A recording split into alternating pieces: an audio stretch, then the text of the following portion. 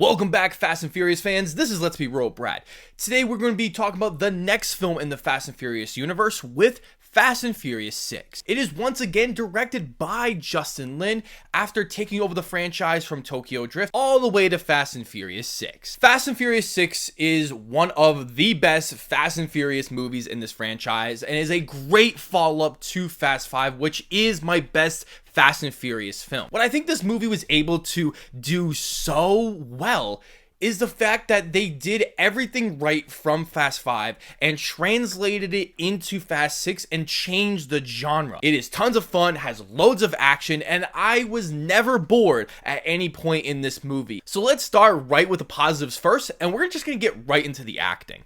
I do think the acting gets better in all these movies, especially with Dominic Toretto, Brian O'Connor, and then you got Luke Hobbs in the mix. One of the only disappointing things about the cast is not having Jordana Brewster, who plays Mia Toretto in this movie, as she is definitely one of my favorite characters. But it's understandable for story reasons, and they do make it a point of it later on in the movie, but I just wish we had her just because she's great. The next thing I love about this movie is the action. I mean, come on. You go to these Fast and Furious movies simply for the crazy action, and this is exactly when this movie starts to go nuts.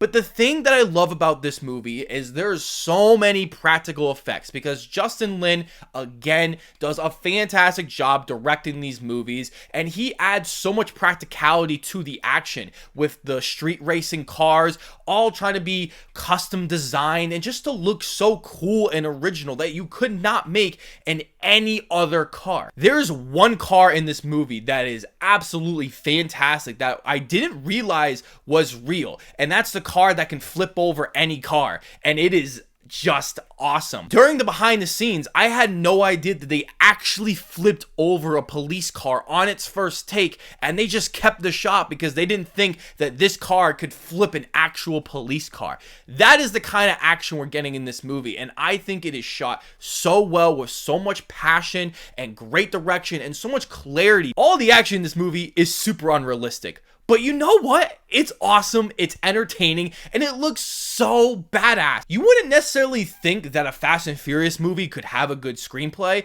but to be honest, it's quite good. I still find the jokes in these movies to be really funny, especially Roman Pierce, who is just the funniest character. Every line of dialogue is just hilarious. But I also really like the story of this one, where we actually have a main bad guy of Owen Shaw, and they're just trying to take him down. Sometimes in this movie, it does get a little boring, and there are lapses where you're not as interested, more in the second act, which normally happens in these Fast and Furious movies. But then the action and the story picks up in the later of the second act into the third act, and is always enjoyable. I also think the technical qualities are great, as the music by Brian Tyler, who composed most of the music of this franchise, is awesome. It's exhilarating, it's fun, and it actually adds to the action that this movie desperately needs. I also think this movie, like I was saying before, is shot so well by Justin Lin, as he does with pretty much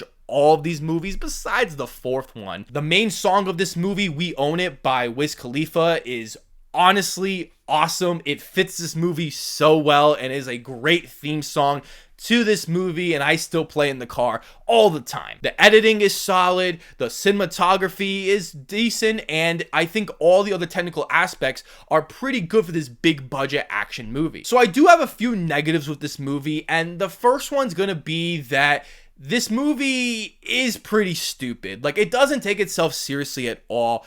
But as we go along with these movies, they're gonna start to be a little bit more dumb and not as interesting, as Fast 5 is definitely the peak. But this is definitely a step down, because as much as we get some of the great character moments, they do step away in this one in particular, and not all the characters get enough time to have a little character development or just some funny or nice moments, and that was a little bit lacking in this movie. And I think if they put that more into it, I think I would have been more invested. There are also times in this movie where it is so cheesy with the dialogue, and it's so stupid with the Dominic Toretto heartwarming quotes that he likes to give to his members.